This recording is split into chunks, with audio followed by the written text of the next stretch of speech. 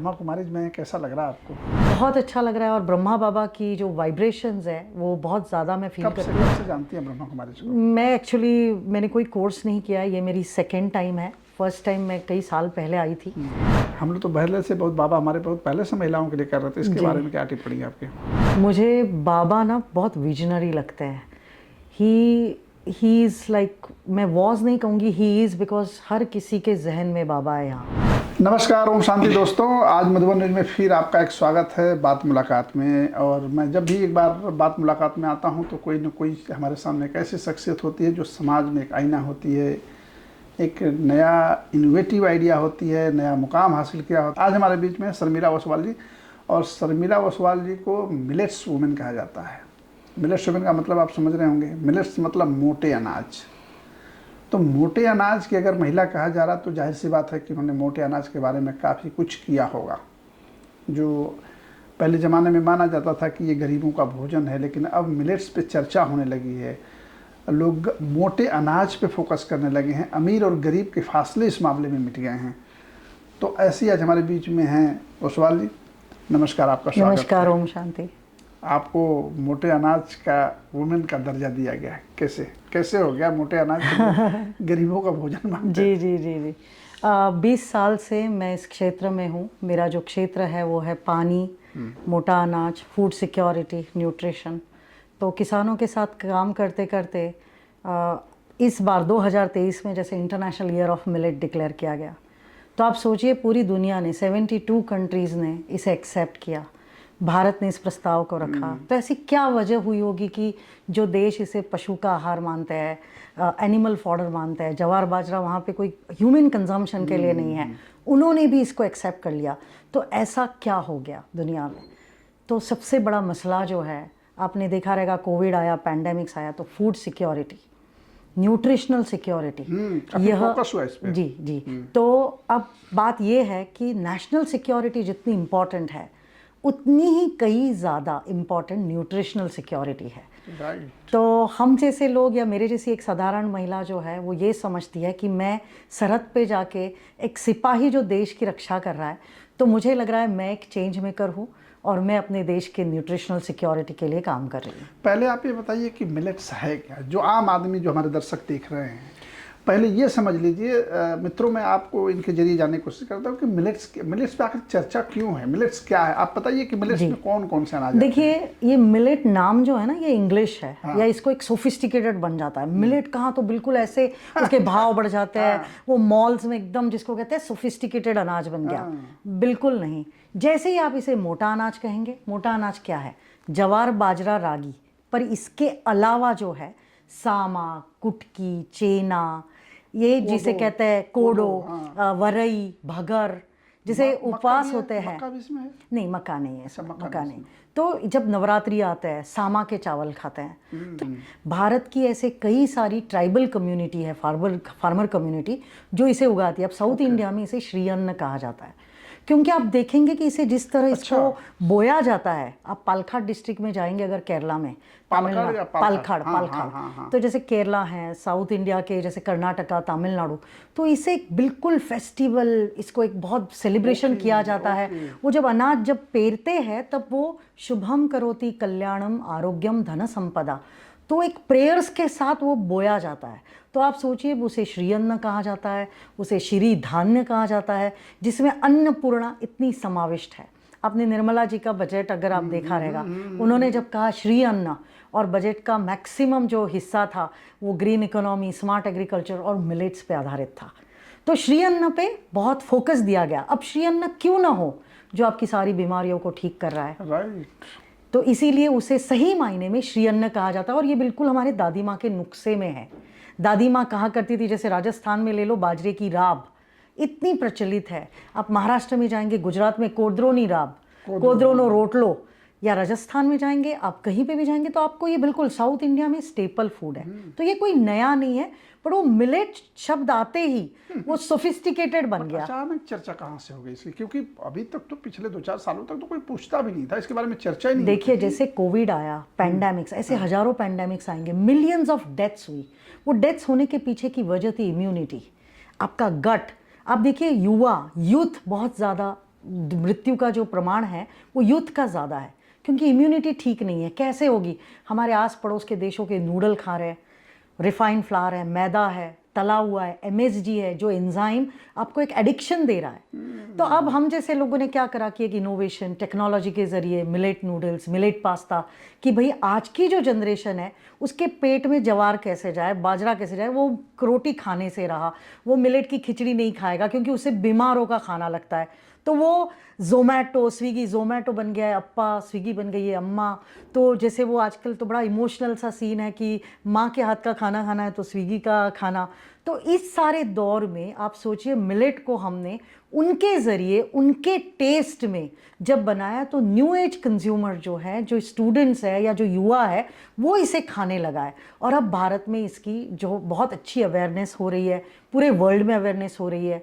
जब हमारे प्रधानमंत्री जी अमेरिका गए, आप वाइट हाउस का देखिए मेनू, जो कि स्टेट डिनर्स और लंचेस थे, वहाँ पे भी मिलेट का मेन्यू था। G20 में देखिए लगभग 70 जो रेसिपीज़ थे वो भी मिलेट के थे। तो भारत एक ग्लोबल मिलेट हब बन रहा है। जी, मैं ये कह रहा हूँ कि जैसे आपने बताया कि ज्वार है, बाजरा है, कोदो है, रागी है, ये मिलेट्स में, मोटे अनाज में सामान्य तौर पे और भी होंगे, लेकिन ये मेन जो ये है अचानक जो चर्चा में आने की वजह, जैसे आपने कहा कि पैंडेमिक है, जिसमें ऐसे वक्त में जब हमारे देश में ऐसी बीमारी आई पूरी दुनिया भर में, जब कोई इलाज नहीं था, तब आदमी इस पे डिपेंड हुआ जी कि भाई इससे करो। जैसे अदरक था, तुलसी था, ये अपना और जो एक आते हैं ना एलोवेरा था जी, और भी इस तरह की चीज़ों का ज़्यादा लोगों ने इस्तेमाल किया कि शायद इससे होगा, और काफ़ी उसने फ़ायदा भी किया। मैंने कहा कि ये जो मिलेट्स हैं, मिलेट्स तो पहले भी लोग उगाते रहे, पहले लोग गरीबों का भोजन इसको कहते रहे, अब वो 5 सितारा होटल में परोसा जाने लगा है। बिल्कुल। तो ये जो जागृति आई है, जिसको पूरी दुनिया ने एक्सेप्ट किया है जी, इसमें ये अब जानना जरूरी है, जो लोग हमें देख रहे हैं वो ये जानना चाहते हैं कि मिलेट्स को कब कैसे खाना चाहिए, किन बीमारियों में किस मिलेट्स को खाना चाहिए, क्योंकि जो जैसे बाजरा है वो उसकी प्रकृति गर्म है, जैसे सावा है, कोदो है, इनकी प्रकृति डिफरेंट है। बिल्कुल। तो ये कब कब इसका सेवन करना चाहिए और किन रूपों में करना आज चाहिए? मैं एक फॉर्मूला शेयर करना चाहूँगी। फ्रीडम फ्रॉम डायबिटीज़ एक इनिशिएटिव है जो पूना में डॉक्टर प्रमोद त्रिपाठी जी के साथ हमने जिसे क्रिएटिवली बनाया गया है। तकरीबन 14,000 डायबिटीज़ के केसेस रिवर्सल हुए हैं। ओके, इससे मिलेट्स, हाँ, जिसे हम प्लांट बेस्ड फूड भी कहते हैं। तो अब क्या होता है कि जैसे जवार, बाजरा, रागी के अलावा सामा, कुटकी, चेना, कंगनी, ये जितने भी पॉजिटिव मिलेट्स है, ये लो ग्लाइसेमिक इंडेक्स है, इसमें फाइबर पूरी मात्रा में है, ग्लूटेन फ्री है। अब गेहूं जो है वो हमारा कभी नहीं था। 1960 की जो हरित क्रांति आई तो उसमें आया है। उसमें नहीं, मतलब उसमें से वो हटा, मतलब नहीं था। अच्छा, हम भूल गए। तब क्या हो गया, गेहूं और चावल ने जगह ले ली। एमएसपी था, फार्मर्स को एक वो कहते हैं मिनिमम एश्योर्ड चीज मिल लोगों को बिल्कुल लगा बिल्कुल। तो फिर गेहूं चावल ने ऐसा मिलेट्स को रिप्लेस कर दिया, तो मिलेट्स वहां से हट गया। अब ऐसा हुआ कि इतने सालों में मिलेट्स को किसी ने याद नहीं रखा, जवार बाजरा सब भूल गए। तो जवार बाजरा के साथ ये जितने भी मिलेट्स है, पहले हजारों प्रजातियां थी, अब 9 बची है। अब इस 9 में जैसे राजस्थान ले लो, गुजरात ले लो, महाराष्ट्र जैसे जवार बाजरा प्रोड्यूस करता है, हाँ। खूब होता है, सबसे ज़्यादा प्रोड्यूस करता है राजस्थान जैसे, बिल्कुल। तो और पॉजिटिव मिलेट्स जो है वो साउथ इंडिया में होता है। तो ये जो पॉजिटिव मिलेट्स है, इससे आपके रागी भी आई थिंक रागी साउथ में होता है। बिल्कुल बिल्कुल बिल्कुल, रागी महाराष्ट्र में भी होता है। हाँ। तो ये जो है, पर इसका एक प्रमाण है। तो आपकी थाली में जैसे सैलड है, सब्जी है, दाल है, ये आपने 25% और 25% जो रोटी खा रहे हैं आप, गेहूं और चावल को रिप्लेस करके आप मिलेट की रोटी खाओ, मिलेट का इडली, मिलेट का डोसा, मिलेट का ढोकला। तो देखता हूँ अभी भी गुजरात में चले जाओ तो भाकरी जैसी की लोग हाँ, भाकरी, महाराष्ट्र में भी भाकरी खाते हैं, स्टेपल फूड है। तो ये अगर आप अंतर्गत करते हैं तो आपका बिल्कुल फाइबर, पेट में पूरा फाइबर आ जाएगा। और मिलेट में फाइटिक एसिड है, तो इससे क्या हो जाता है कि आपके पेट में, आप देखिए टीवी पे ऐड आता है, बेटे हो गया क्या, बेटा हो गया क्या, माँ बाहर से बोलती है, तीसरी बार बेटा बोलता है, क्योंकि उसने फाइबर का आटा खाया है। तो वो फाइबर का आटा क्या है, वो है मिलेट, मिलेट का आटा। तो आपके गट को जो क्लीनिंग करेगा, डिटॉक्स देगा, जो कि आपको एक मेडिसिन फ्री लाइफ देगा, वो है मिलेट्स। आप ब्रह्मा कुमारी में कैसा लग रहा है आपको? बहुत अच्छा लग रहा है। और ब्रह्मा बाबा की जो वाइब्रेशंस है वो बहुत ज़्यादा मैं फील करती हूँ। कब से जानती हैं ब्रह्मा कुमारी को? मैं मैंने कोई कोर्स नहीं किया है, ये मेरी सेकेंड टाइम है। फर्स्ट टाइम मैं कई साल पहले आई थी, तो एक अजीब सा रिश्ता इसके साथ बना हुआ है। और आज भी मैं कहीं पे भी कोई बड़े मिशन पे निकलती हूँ या रोज़ घर में से निकलती हूँ तो ब्रह्मा बाबा से बात करके जाती हूँ कि बाबा देख लेना, बाबा ध्यान रखना मेरा, बाबा अपने बच्चे का ध्यान रखना। और बाबा बिल्कुल कूल वे में, हैपनिंग वे में, बिल्कुल ही इज़ अ गो गेटर। हमारे यहाँ तो बहनें ही सब कुछ मालिक हैं जी।